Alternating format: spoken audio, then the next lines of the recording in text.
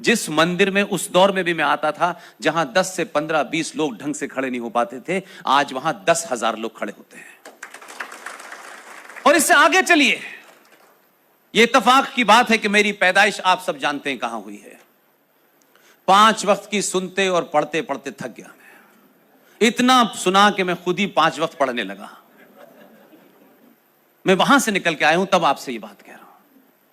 आज के दौर में हजारों घटनाएं ऐसी हैं कि जब आप उनका मूल्यांकन करेंगे, अध्ययन करेंगे, तब आपको लगेगा कि इस दौर में जो भी है, जहां भी है, बड़ा है, छोटा है, वो क्या काम करता है, ये महत्व नहीं है।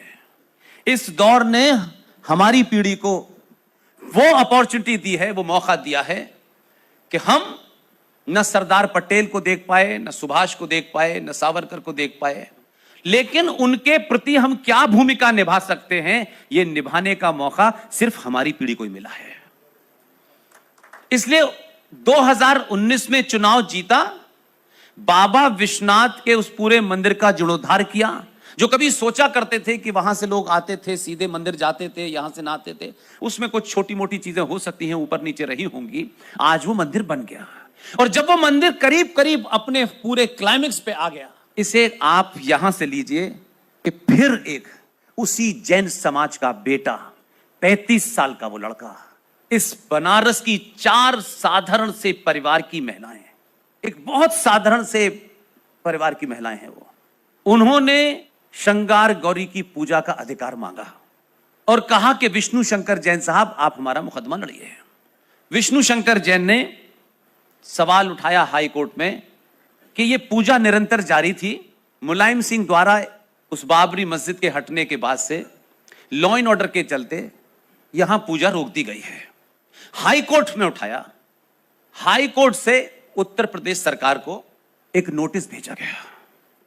2014 में भारतीय सनातनी समाज बदला, तो उस बदलाव का सबसे बड़ा असर उत्तर प्रदेश पे पड़ा। क्योंकि जब आप अपने हीरो की तस्वीर बदलते हैं और अपने हीरोज को चुनते हैं, तो जब आप हीरोज को चुने तो यह सोच के चुने कि यह हीरो फिल्म में एक्टिंग करने के लिए नहीं चुन रहे हैं, ये हीरो हम इस देश की संस्कृति को बचाने और आताताइयों को धराशायी करने वाले को चुन रहे हैं। आप में जब यह भाव आया, तो ये जो हमारे हिंदू समाज में एक बड़ी विडंबना कह लीजिए, एक कॉम्प्लेक्स कह लीजिए है, जरा सा कोई हमारे बीच में से थोड़ा सा उससे कोई गलत काम हो जाए, थोड़ा सा वो समाज की धारा से हट जाए, तत्काल हम उससे दूरी बना लेते हैं, क्योंकि हमें लगता है कि हम बहुत ही जुडिशियस हैं, हम बहुत ही महान हैं, इसलिए बुरे आदमी के साथ नहीं खड़े होंगे। पहली बार आप 2014 में ऐसे आदमी को आपने चुना।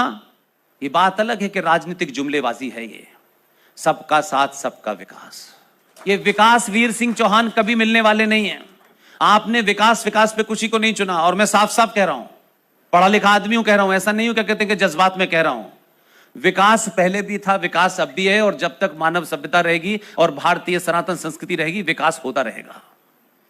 उस संस्कृति की रक्षा करने के लिए आपने 2002 के दंगों के हीरो को चुना, तो दुनिया को पता चला कि आप कॉम्प्लेक्स से बाहर आ गए, आप इस अपोलोजिस्टिक एटीट्यूड से बाहर आ गए हैं। अरे साहब, इसने ऐसा कर दिया, ऐसा ना करता तो 22 साल से चुप्पी ना होती।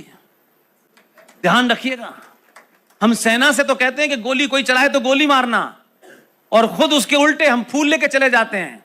नहीं नहीं, हमें तुम्हारा भाईचारा चाहिए। कम से कम इतने सालों में समझ में आ गया आपके चारा कौन है और भाई कौन है?